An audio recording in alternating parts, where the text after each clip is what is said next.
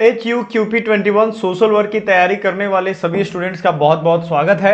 I welcome you to all in this special session. इसमें हम decentralisation and आपको सबसे पहले क्लियर कर दूं, सिलसिलेवार ढंग से कंप्लीट सिलेबस हम लोग कवर करने वाले हैं यूट्यूब पे भी।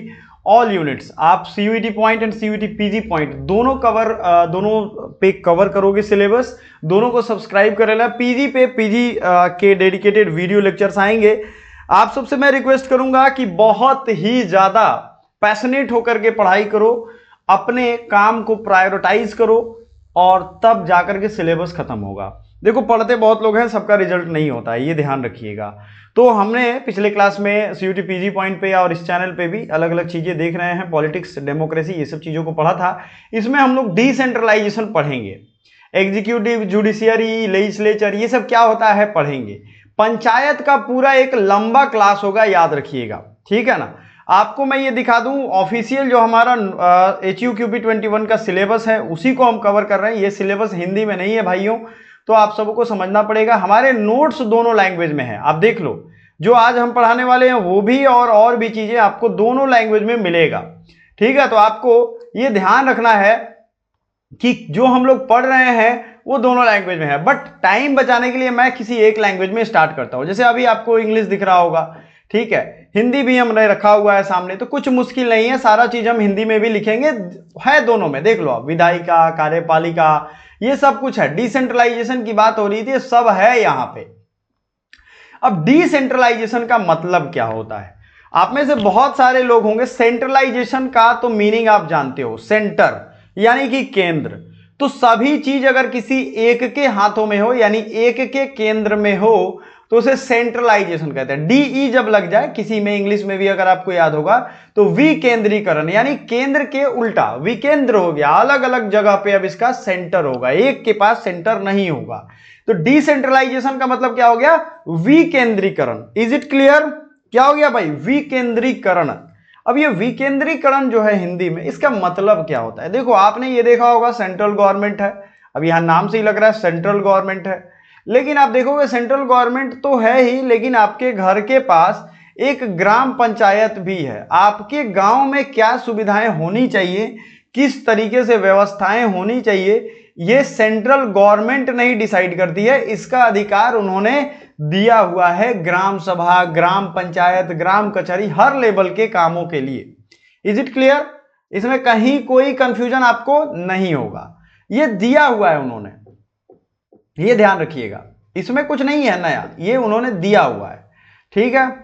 अब ये डिसेंट्रलाइजेशन का मतलब ये भी निकल के आएगा आपके एक शब्दों में कि आपको प्लानिंग करना है, एग्जीक्यूशन करना है, न्याय देना है। इस सब का जो सेंट्रलाइज व्यवस्था है उससे अलग व्यवस्था आपके पास होनी चाहिए, तभी आप डिसेंट्रलाइज हो। अब ये एक ऐसा प्रोसेस है या एक्टिविटी है जिसमें ऑर्गेनाइजेशन की जो अलग अलग प्लानिंग एंड डिसीजन मेकिंग चीजें हैं वो अलग अलग लोगों के पास होगी, जनता के पास होगी। समझिएगा मैं क्यों कह रहा हूं और क्या इसकी नेसेसिटी है।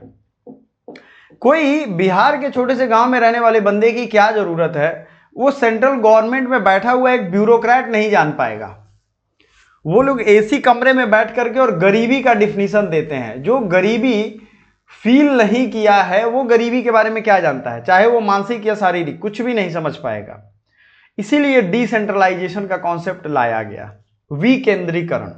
अब इसमें बहुत सारे टाइप होते हैं, समझिएगा। इस टाइप को बेसिक से एकदम स्टार्ट करेंगे हम लोग और अपर लेवल तक पहुंचेंगे, एकदम बेसिक से। शाम में ये जो क्लासेस जब भी आती हैं उस समय अलार्म लगा लीजिए अपने घड़ी में या और भी जगहों पे। पॉलिटिकल डिसेंट्रलाइजेशन होता है, इसमें पॉलिटिकल, अच्छा पॉलिटिक्स में आप क्या करते हो, आप वोट देते हो, कोई आपका सारा पावर लेकर के रिप्रेजेंट करता है, ठीक है ना। Transfer of decision making powers to elected local government. Decision making जो पावर होते हैं ना वो इलेक्टेड लोकल गवर्नमेंट को दिया जाता है। अब समझिएगा, आपने इलेक्शन दिया, ठीक है, इलेक्शन में मतलब वोट दिया और वो चुन के चले गए, तो आपने क्या किया, वोट तो आप ही ने दिया ना, ऐसा तो है नहीं कि वो खुद से चुन के चले गए। तो भले ही वो चुने जाएंगे लेकिन वो आपके चुनने पे डिपेंड है कि आप किसको चुनते हो। Is it clear? बहुत मुश्किल नहीं है। एडमिनिस्ट्रेटिव डिसेंट्रलाइजेशन, इसमें होता है shifting of planning and implementation responsibility to local level of government. अब ये क्या होता है, जैसे मनरेगा में आपने सुना होगा नेशनल गवर्नमेंट की स्कीम है, लेकिन कौन सा पेड़ कहाँ लगना है उसकी प्लानिंग कौन करता है? ग्राम सभा के लोग या ग्राम पंचायत के लोग या ब्लॉक स्तर से होता है। तो ये उनकी प्लानिंग होती है। उसको लागू कैसे करना है ये भी लोकल लोग के सहयोग से ही सोचा जाता है। ऐसा तो है नहीं कि किसी के घर में अंदर आके पेड़ लगा देगा, नहीं, वो सबकी सहूलियत के हिसाब से आपसे पूछते जाएंगे और आपके जो फ्रंट एरिया होगा उस पर पेड़ वो लगाएंगे। जो आप मना कर दोगे नहीं लगाएंगे। फिस्कल डिसेंट्रलाइजेशन क्या होगा? Allocation of financial resources and taxing powers to local authority. Fiscal decentralisation आपको मैं समझाता हूं। सपोज दैट आपने टैक्स वसूला, ठीक है ना, टैक्स का पावर या तो जिला में कोई वसूल रहा है या कहीं और राज्य में जाओगे आप तो अलग अलग लेवल पे टैक्स लिए जाते हैं, जमीन का अलग, प्रॉपर्टी का अलग, आप नौकरी कर रहे हो तो ये अलग।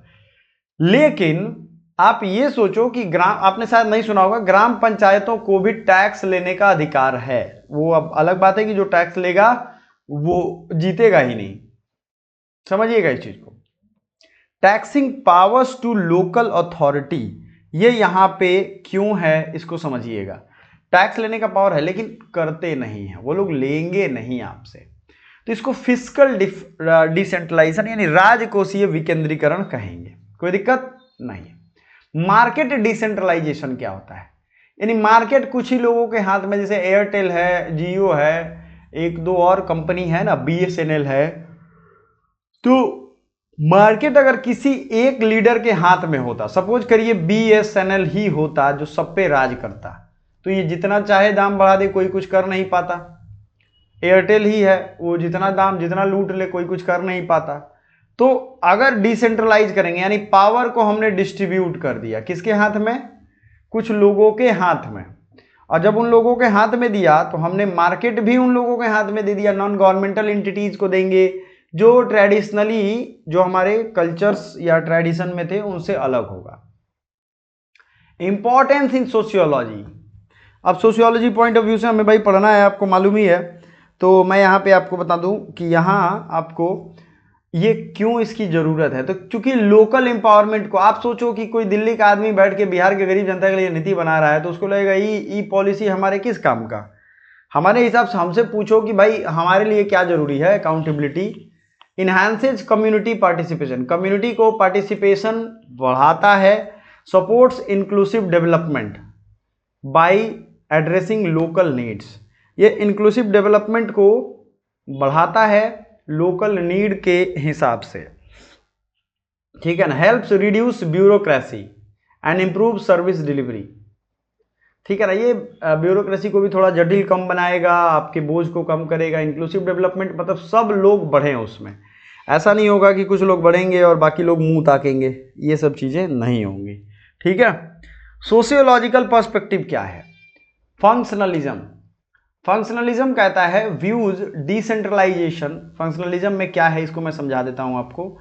अब देखो फंक्शनलिज्म जहां भी आए वहां समझना सब चीजें अलग अलग फंक्शन करती हैं, ठीक है। अगर डिसेंट्रलाइजेशन होगा तो इफिशिएंटली फंक्शनल होगा, कॉम्प्लेक्सिटी कम होगा, जो कॉम्प्लेक्स प्रॉब्लम है वो कम हो जाएंगे। कॉन्फ्लिक्ट थियरी कहता है कि डिसेंट्रलाइजेशन ये मार्जिनलाइज्ड कम्युनिटी को के वॉइस को, या मार्जिनलाइज मतलब जो हाशिए पे एकदम समुदाय खड़ा है उनकी आवाज बनता है, ठीक है। अब देखो ना यही सब है। कुछ सार्वजनिक सेवाओं का प्रबंधन निजी या गैर सरकारी संस्थाओं को सौंपना, इंग्लिश वाले बच्चे, हिंदी वाले बच्चे, अब ये सारी चीजें हम यहाँ पे देख रहे हैं, ठीक है। सब कुछ है ना। नौकरशाही को कम करता है, सेवा वितरण में सुधार लाता है। समाजशास्त्रीय दृष्टिकोण क्या है भाई? देखो इस पीडीएफ को आपको मैं समझा रहा हूं, समझिएगा। इस पूरे पीडीएफ को आप चाहो तो ले सकते हो बहुत ही कम प्राइस में, PYQ प्लस ये स्टडी मटेरियल ई बुक, साथ ही साथ गाइडेंस वीडियो भी रहेगा। टेलीग्राम पेड ग्रुप में आपको ऐड करेंगे, आपको व्हाट्सएप टेलीग्राम इन सब को जोड़े रखेंगे और आपको गाइड करते रहेंगे, सिर्फ स्टडी मटेरियल चाहिए तो। और 45% ऑफ चल रहा है हमारे कोर्सेज पे, तो अगर वो भी आप ऑफर लेना चाहते हो तो मिस मत करो, क्योंकि एक बार मिस कर जाओगे तो फिर मौका नहीं आने वाला है, याद रखिएगा। कॉन्फ्लिक्ट थियरी हो गया। भारत में पंचायती राज प्रणाली एक डिसेंट्रलाइजेशन का एग्जाम्पल है। पंचायती राज प्रणाली को मैं अलग पढ़ाने वाला हूं, ध्यान से सुनिएगा। Balwant Rai Mehta committee, Ashok Mehta, LM Singhvi committee, बहुत लोग हैं, क्योंकि वो बहुत बड़ा चैप्टर है अपने आप में ही।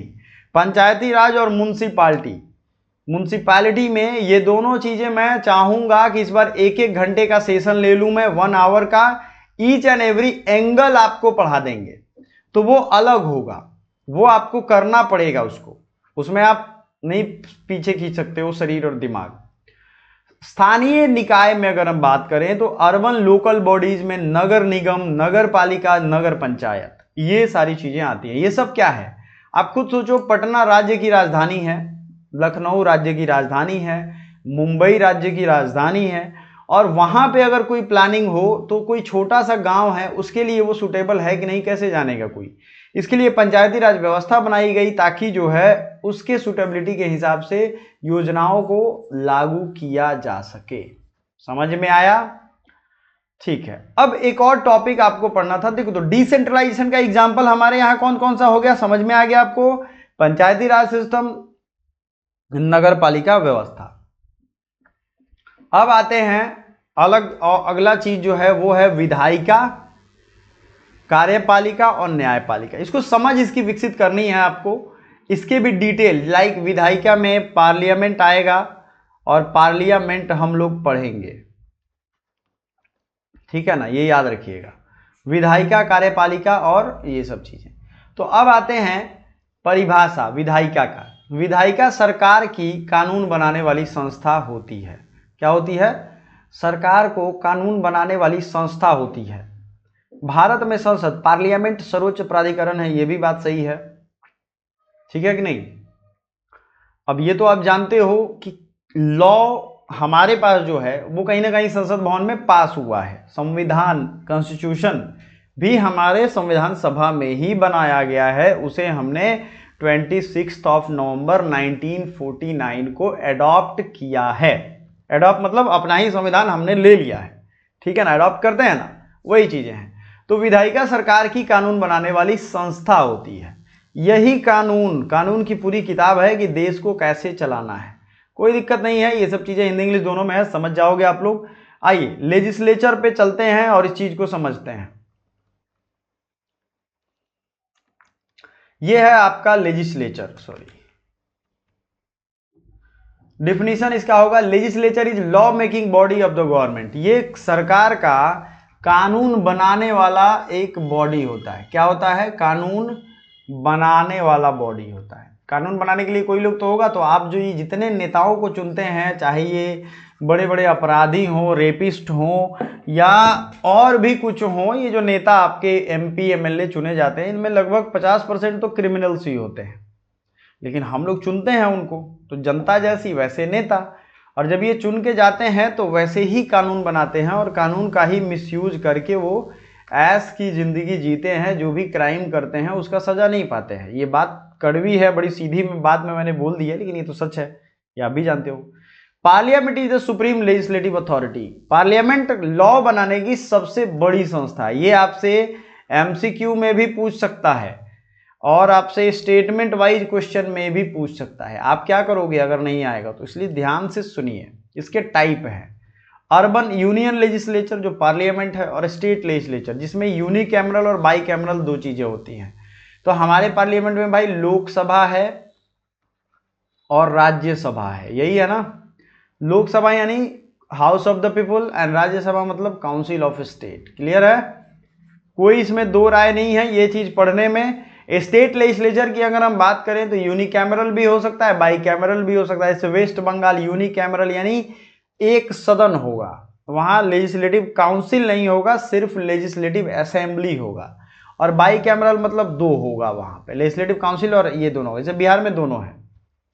फंक्शंस की अगर हम बात करें, making laws for the country, इनके क्या है इसको समझिएगा। Making laws for the country, इनका काम है भाई देश के लिए कानून बनाना। अप्रूविंग बजट एंड टैक्सेशन, आपने देखा होगा बजट आता है, बजट के जो वित्त मंत्री हमारे रहे हैं वो उस पर भाषण देते हैं। एग्जीक्यूटिव को अकाउंटेबल ठहराना, एग्जीक्यूटिव कौन होता है? इन्हीं में से कुछ लोग सरकार चलाते हैं, मंत्री वगैरह होंगे तो वो एग्जीक्यूटिव होंगे। पहले समझ लो आप, पूरी संसद भवन में जो MP है, ऑल MP ये लेजिस्लेचर होंगे, क्योंकि सबका इसमें सहभागिता चाहिए, पार्टिसिपेशन चाहिए। कुछ लोग वोट देते हैं, कुछ लोग अगेंस्ट में वोट देते हैं, लेकिन इन्हीं में से जो मंत्री होंगे, मिनिस्टर्स होंगे,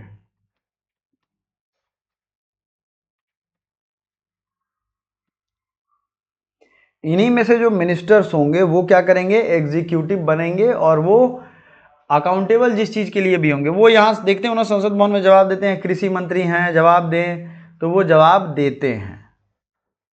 समझ में कुछ आया नहीं आया? यस, चलिए आगे बढ़ते हैं। रोल्स इन डेमोक्रेसी, डेमोक्रेसी में क्या रोल है? Represent the voice of the people and ensure that the laws reflect the will of citizen. इसका मतलब है कि जो जनता की आवाज है, ये लोग जाकर के वहां बनते हैं, अपने अपने क्षेत्र को प्रतिनिधित्व करते हैं। ये बात अलग है कि जब जीत जाएंगे उसके बाद कोई प्रतिनिधित्व ये लोग नहीं करते हैं, अपने चक्कर में, अपने घर वालों के चक्कर में पड़ जाते हैं। ठीक है, तो लेजिस्लेटिव तो मोटा मोटी आप समझ गए। एक यहां पॉइंट याद रखिएगा, 1954 में, सॉरी 1954 में ये लोकसभा और राज्यसभा नया नाम दिया गया। ठीक है, लोकसभा और राज्यसभा, ये नाम पहले नहीं था, हाउस ऑफ द पीपल और क्या नाम था, काउंसिल ऑफ स्टेट नाम था। ये 1954 में आया। एग्जीक्यूटिव पे आते हैं। एग्जीक्यूटिव ये ब्रांच होती है जो लॉ को इंप्लीमेंट करती है। लॉ पास हो गया पार्लियामेंट से, उसको एडमिनिस्ट्रेशन रन करने के लिए इंप्लीमेंट करने की जरूरत है। तो इसमें constitutional head of the state होते हैं प्रेसिडेंट, ये तो आपको मालूम होगा। प्रेसिडेंट हमारे कॉन्स्टिट्यूशनल हेड होते हैं। ये रियल हेड नहीं होते हैं, ये टिटुलर हेड होते हैं। Prime minister and council of minister real executive authority होती है। State executive governor, chief minister, state council of minister, ये होते हैं इसमें। ठीक है, ये याद रखिएगा। स्टेट एग्जीक्यूटिव में क्या होगा, गवर्नर होगा, चीफ मिनिस्टर होगा, स्टेट काउंसिल ऑफ मिनिस्टर होगा, उसी तरीके से सेंटर में उनका काउंसिल ऑफ मिनिस्टर होगा। सेम चीजें हैं दोनों जगह। ठीक है, फंक्शन इनके क्या होते हैं? आपने कभी सोचा है कि एग्जीक्यूटिव यानी जो कार्यपालिका होती है, इसका नाम ही है कार्यपालिका। यहां देखिए विधायिका, जो विधायक होते हैं, जहां विधायक सभा का काम होता है। एग्जीक्यूटिव कार्यपालिका वह शाखा है जो कानूनों को लागू करने और प्रशासन को संचालित करने के लिए जिम्मेदार होती है। ठीक है ना, ये परिभाषा है। इसके कंपोनेंट क्या क्या होंगे आप देख लो। राज्य कार्यपालिका में राज्यपाल, मुख्यमंत्री और राज्य मंत्री परिषद, और इसके फंक्शन होते हैं नीतियों का निर्माण और कार्यान्वयन, दैनिक प्रशासन का संचालन, कूटनीति और विदेशी संबंधों का प्रबंधन, रक्षा और आंतरिक सुरक्षा का संरक्षण। महत्व क्या क्या होगा? कार्यपालिका सरकार की क्रियान्वयन के शाखा के रूप में कार्य करती है, जो विधायिका द्वारा बनाए गए कानूनों को लागू करती है। ठीक है ना, ये याद रखिएगा। अब इनका मोटा मोटी वर्क है, कानून जो बना है ना उसको लागू किया जाए। कुछ विशेष इसमें ऐसा नहीं है, ये याद रखिएगा। ठीक है,